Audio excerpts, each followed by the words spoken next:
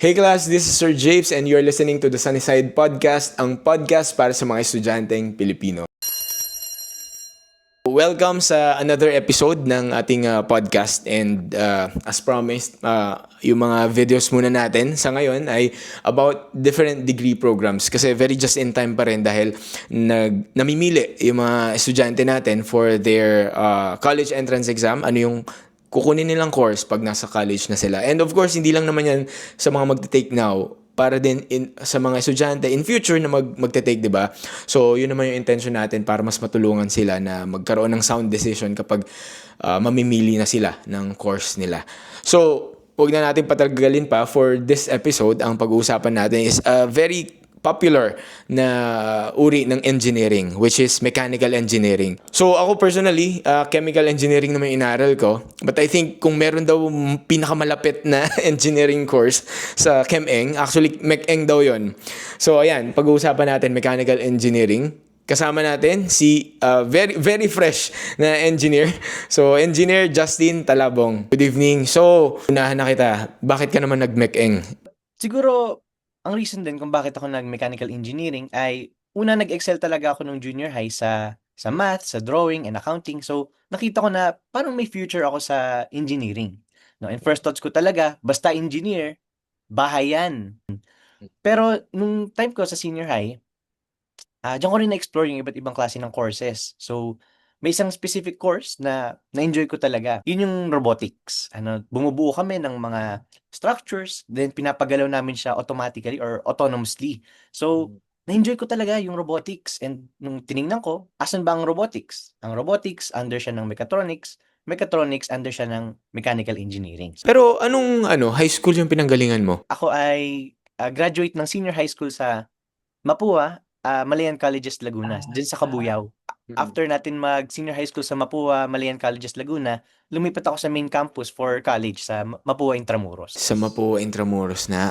Okay. So, dun sa MCL, dun ka na grade 11 and 12. Tama? Kasi yung iba, di ba, yung ibang high school, sila yung nag-extend may grade 11, 12. So, of course, very limited yung resources. Pero with the likes of the MCL na talagang nagsimula naman as college, then nag-offer sila ng grade 11, 12. In-offer nila.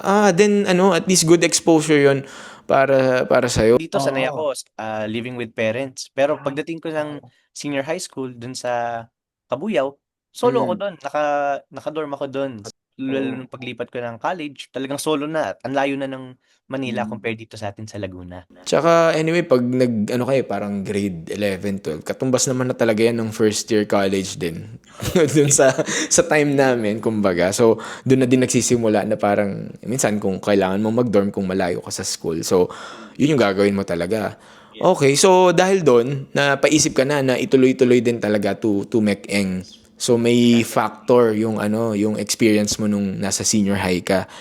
So ngayon, ano ba yung stereotype pagdating sa mga MECEng students? General din naman para sa engineering. Sir, tulungan niyo ako dito since engineer din kayo.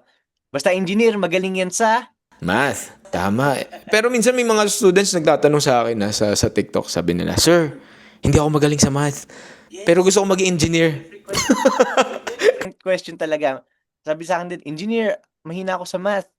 Pwede pa ba akong maging mechanical engineer?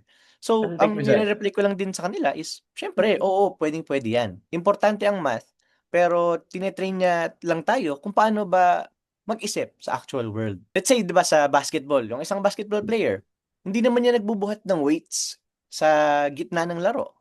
Pero bakit ba sila nag-workout bago maglaro? Dahil kailangan mapalakas nila yung muscles nila para kaya i-handle yung physical stress sa mismong laro. At ganun din ang math at calculus para sa ating mga engineers.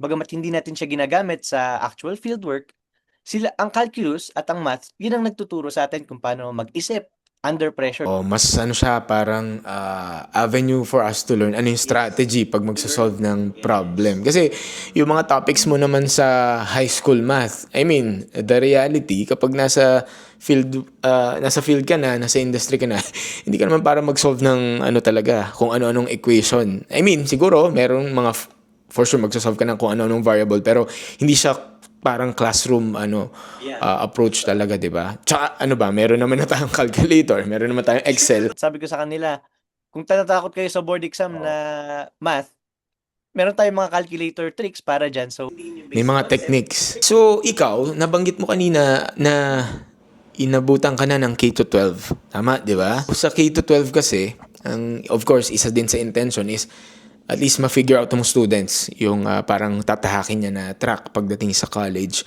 Although, of course, hindi naman din nun pinipigilan yung isang estudyante kung sakasakali, okay, hindi siya nag-STEM pero gusto niya mag-engineering. Actually, pwede pa rin yan.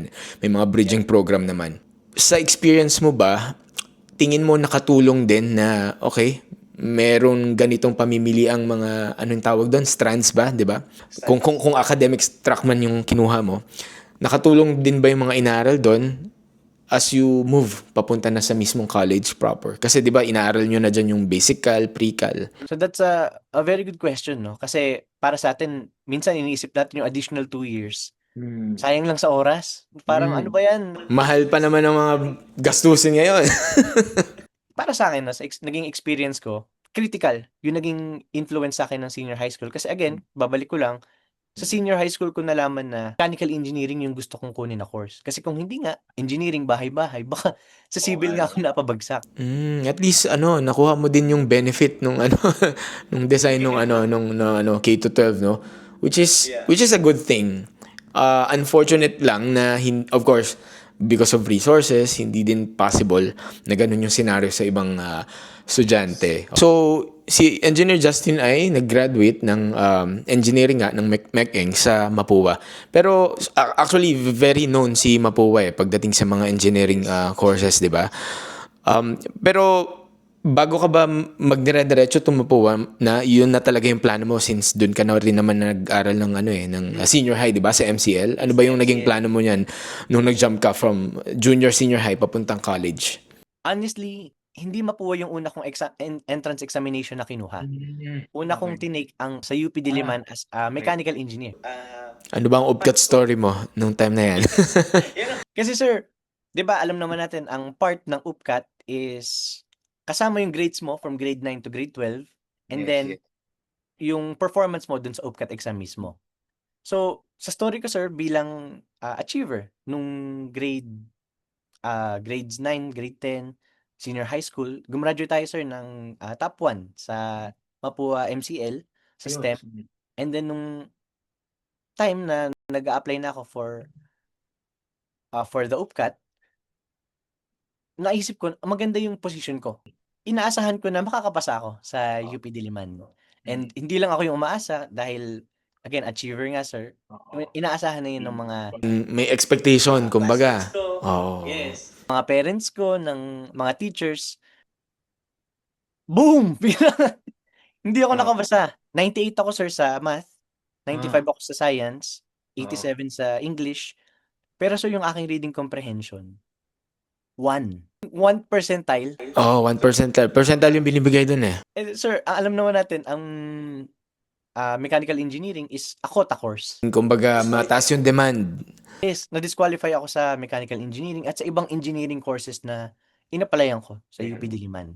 And at that time, sir, talagang down na down ako. Bakit ganun? Pinaghandaan ko naman. Hindi ko ma-imagine. Top 1 na inaasahan ng lahat na makakapasa, biglang hindi papasa. Sinurrender ko siya kay Lord nun, sir. Sinurrender ko kay Lord. Pinag-pray ko talaga. Sabi ko, Lord, kung para sa akin tong UP Diliman Mechanical Engineering, ibigay niyo sa akin. Eh, hindi binigay. Very down. And kino-question ko rin, no, kung bakit ganun, bakit ako. Pero sir, kung ilulook forward ko, kung ano yung naging trajectory ng life ko, kung ano yung work na meron ako ngayon, dito sa Samsung, ako ay nakakapag-design ng mechanical design systems, na nagagawa ko yung work na pinagpe-pray ko. Nakakapag-design ako sa office and then papapuntahin ako sa site. Nakakapag-travel ako. Na-travel ko sir ang Philippines dito sa work na to. At parang makuha ko tong work na to, pinag-exam ako ng design on the spot. And sir, sa Mapua University, tinuturuan kami kung paano mag-design on the spot.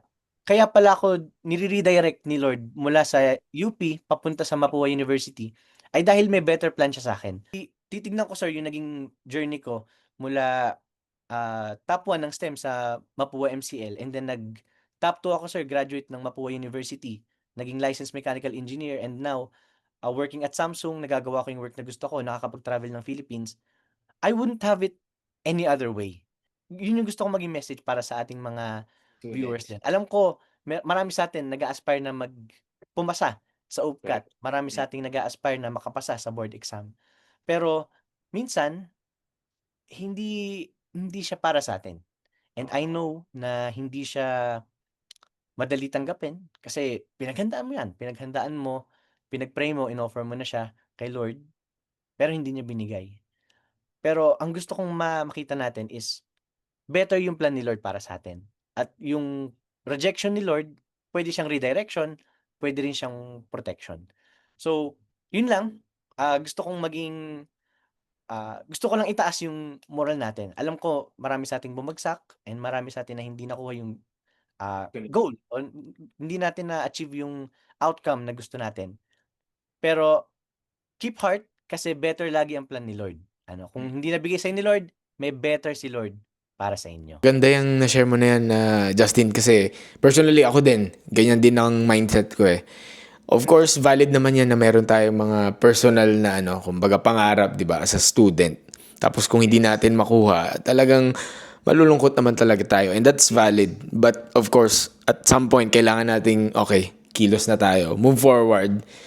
Let go and let God, 'di ba? Mas makakahinga tayo ng ayos kasi okay, whatever is happening sa buhay ko ngayon, will na talaga niya yan. Ngayon, nung nandun ka na sa college proper mo, Engineer Justin, ano ba ang ilan sa mga unang subjects na medyo, eto na, pang-engineer na talaga to. Sa mga let's say, first to third sem, dadaan ulit kayo sa calculus. Una si DeFcal, tapos integral. And then, differential equation, advanced mathematics, yun yung track na tatahakin natin as bagong mechanical engineering students. Mga pre-cal, basic-cal sa senior high, talagang basic lang yun eh. So, sa mga students, di ba? Ano lang yun eh, simpleng derivative at pag-integrate lang. Pero pagdating mo sa college proper, medyo magle-level up na din ng konti, di ba? Kukuha ka na ng mga area, ng mga volume, maximum, minimum, optimization, di ba? Tapos mas level up na pagkuha ng mga limits.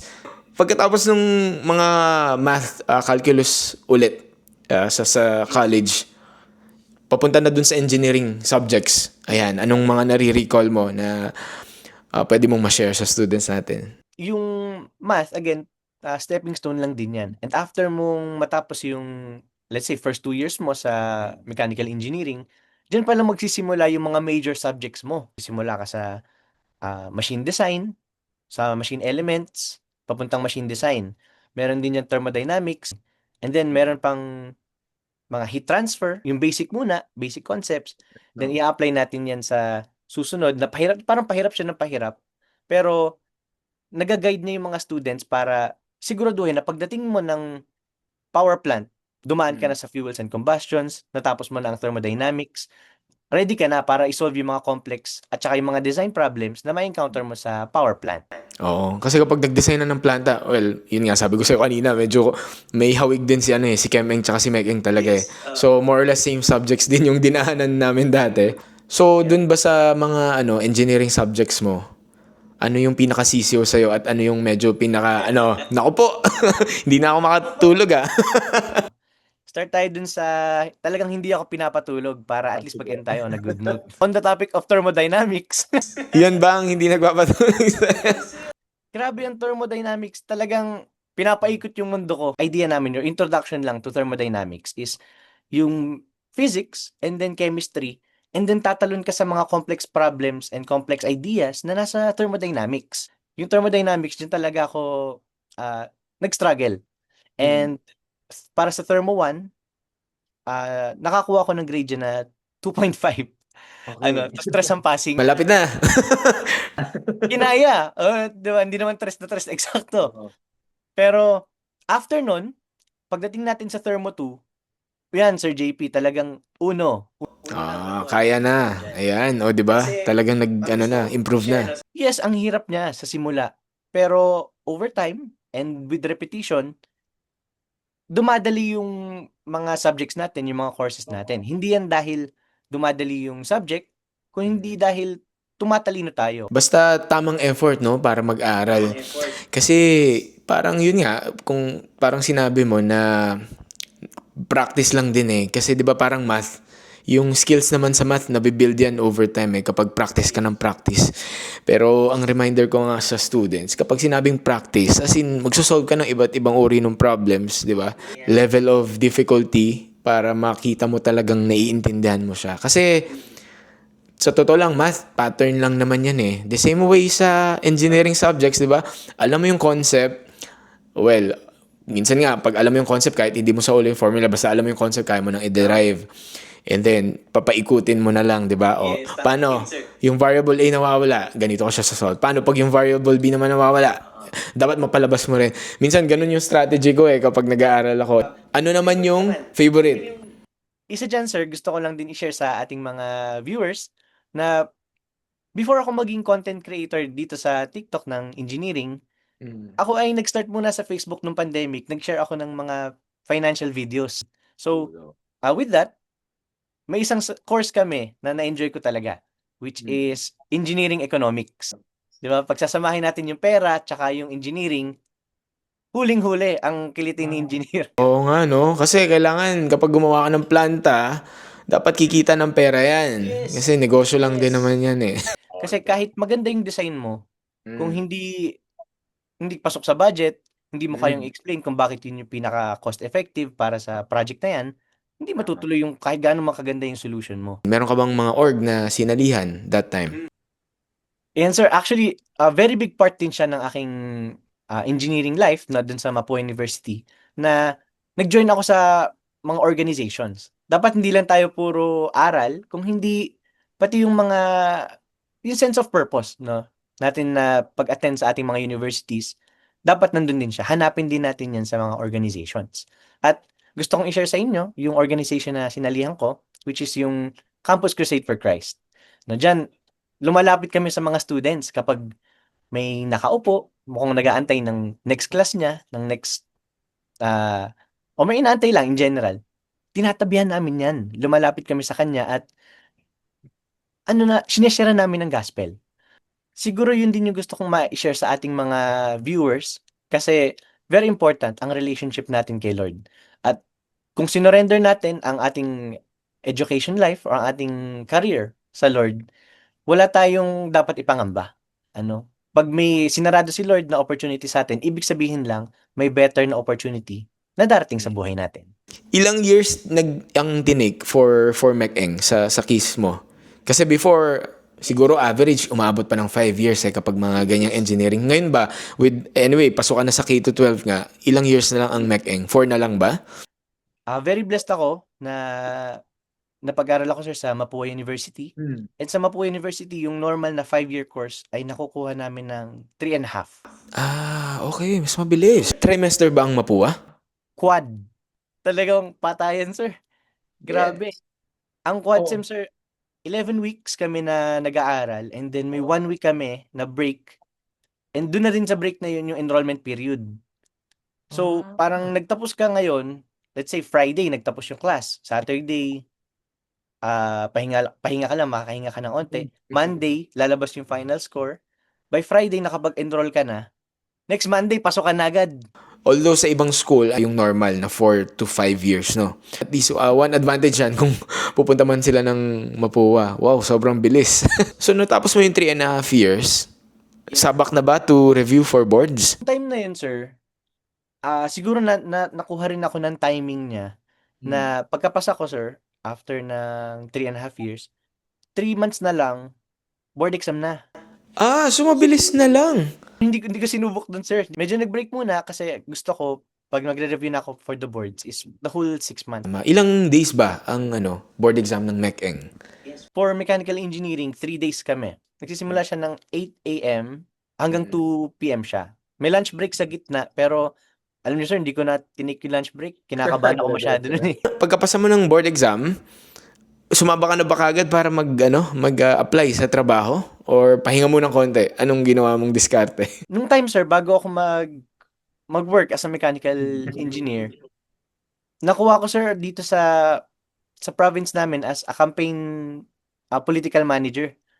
So dito sir nagkaroon din ako ng people experience. Pag time na yun sir, medyo kabado rin ako, medyo pinag-iisipan ko na na license na ako pero parang ang layo naman sa engineering nung ginagawa ko, Oo. bakit hindi agad ako nag-apply? Alam niyo sir, nung time na nag-a-apply na ako and na-interview ako sir dito sa work ko ngayon, natanong nila ako sir kung ano nga ba yung ginawa ko after kong makapasa. At kinuwento ko sa kanila yung story ko sa pagiging political campaign manager. And isa yun sir sa malaking part kung bakit ako nakuha bilang design mechanical engineer dito sa Samsung.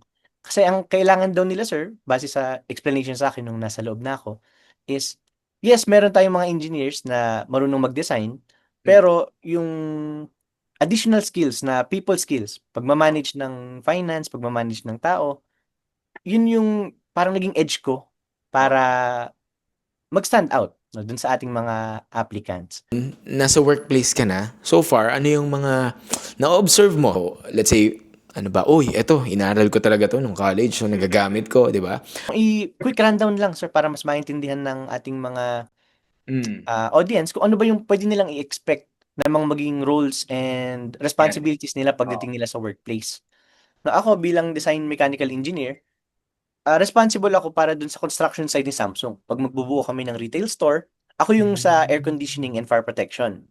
So, Okay. part ng responsibilities ko dyan is, una is load calculation. Aalamin ko kung ano yung mga heat, nagpo-produce ng heat dun sa loob ng area para malaman ko kung gaano kalamig yung kailangan nating aircon para dun sa area na yon. So, kasama dyan yung mga tao, mga equipment, mga lights na nagpo-produce ng heat at kakalculate natin kung ano nga ba, gaano ba kalamig yung kailangan. After nating makuha, magse-select na tayo ng equipment. So, equipment selection, kasi alam mo na yung lamig, pero madaming air conditioners na available sa market. So, ngayon, aalamin mo, oo, kaya mo ngang i-handle tong lamig, pero pasok ka ba dun sa site conditions? Pasok ka ba sa budget? So, yun yung mga kino-consider natin sa equipment selection. And Okay. then, once may aircon na tayo na napili, may dock sizing naman tayo dyan, sir. Kasi sisiguraduhin natin na makarating yung hangin dun sa mga rooms na papalamigin natin. So kasama dyan is merong calculations para hindi turbulent no, yung mga wind sa loob at wala masyadong losses. And then, finally, no, part din ng responsibility ko dito, sir, sa Samsung is pag-oversee, no, pag-supervise ng installation and testing. No, so overall talaga, yun yung mga basic responsibilities natin as an HVAC engineer. At no, para sa akin, very excited ako kasi ito talaga yung tinuro nung college. And Para sa mga estudyante natin, ano bang ibig sabihin ng HVAC na acronym? okay, HVAC is heating, ventilating, and air conditioning. No, dyan covered yung ating mga aircons, sa ating mga power plants para hindi kayo nasusuffocate. Naglalagay tayo ng ventilation systems. Na ganun din, kaya sa kitchen meron nung vents. No, yan, part yan ng mechanical engineering para hindi kumakalat yung amoy, hindi masyadong humid yung ating lugar. Part yan ng HVAC at under siya ng mechanical engineering. Aside from sa ganyang uri nung trabaho para sa isang mechanical engineer, may mga other parang industries din ba or let's say specialization na pwede pang puntahan kung graduate ng MECeng? Ang dami natin pwedeng pasukan ng mga industries. Kasi mechanical engineering, for as long as may heat exchange, for as long as may makina, for as long as may gumagalaw. So, other industries na pwedeng pasukin ng mga aspirant na mechanical engineers, pwede sila sa machine design, sa mga escalators, elevators, pwede sila sa Navy, no? Sa mga nagbabarko, pwede sila sa aviation, yung mga engines and of the sort. Pwede rin sila sa automotive, sa mga cars, and power plants. So, marami talaga, malawak at ah, yun yung opportunities na nakukuha natin bilang mechanical engineer. Ang dami nating pwedeng puntahan na industry. So mula nung pagiging isang estudyante mo, ayan, pumili ng course, na-expose sa robotics, napunta sa MECeng, akala niya dati muntik pang mapuntang civil eng, mas gusto pala MECeng, ayan, college, natapos mo 3.5 years, and then, yan, nagkaroon ka pa ng another experience bago ka mag-jump sa mismong MECeng work mo. Dun sa years na yun na experience, any, pinaka-challenge na hinarap mo? Well, as a student or as a professional na ngayon. Okay. Siguro sir, kung magkakaroon tayo ng pinaka-challenge is yung pressure na nararamdaman natin, pressure to perform, pressure na makapasa, pressure na mag-excel. May gusto sana akong i-share sir na kwento. Isa siyang naging malaking part ng engineering journey ko kasi dito ko naranasan yung talagang ang hirap matulog kasi pressured ka sa isang subject. At ito sir yung industrial plant engineering. Okay. For context, naging fortunate enough kami na maging student ni Engineer Mike Magpusaw. And para sa mga nasa HVAC industry or nasa construction or anything involved Ayala Corporation, familiar kayo kay Engineer Mike Magpusaw and alam nyo kung gaano siya ka-strict, no? Nung time namin, nagpa-part-time siya, nagtuturo siya during the weekends ng industrial plant engineering at grabe yung pressure, sir, kasi ang laki ng position niya. Very mataas yung position niya sa Ayala Corporation. Very strict siya. Kung hindi ka makakapasa sa kanya, ire-retake mo talaga. No, walang usap-usap dito. Diyan ako pinakakinaba. Kasi aiming ako, sir, for Latin Awards. One condition is bawal kang bumagsak sa kahit anong course. And dito lang sa IPE talaga ako nakaramdam nung pwede akong bumagsak dito. Yun yung pressure. So yung pressure ay nanggagaling sa goal na meron ako at sa opportunity na meron ako ngayon. So, nung naisip ko siya in that perspective, doon ko siya nagamit as motivation. Sa course ng mechanical engineering natin, maraming pressure na darating dyan. Maraming setbacks, pero kung paano ka mag-react, yun yung mas important. Final piece of advice para sa mga estudyante natin na napapaisip mag-take ng MECEng. Gusto kong i-share sa kanila yung mga skills or attributes na kailangan mo para ma-survive na yung ating mechanical engineering. So, una dyan is ang ating communication skills. Dapat marunong tayong magsalita, dapat marunong tayong makisama sa tao. Walang sense or walang bisa kung tama yung solution mo if hindi mo kayang i-communicate kung bakit yun yung pinaka-effective na design, kung bakit yun yung pinaka-safe, at kung bakit yun yung pinaka-economically friendly. Another is humility. No? Ang engineering, it's a very complex subject.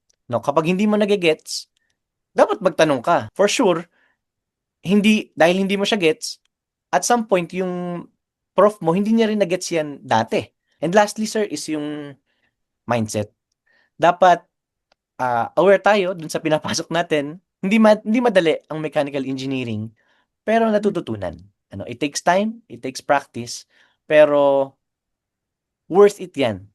Magiging worth it din yan sa lahat. Thank you for sharing your story, Engineer Justin. Maraming salamat sa oras. So that's it for today's episode. My name is Sir James and you are listening to the Sunnyside Podcast, ang podcast para sa mga estudyanteng Pilipino. Class dismissed.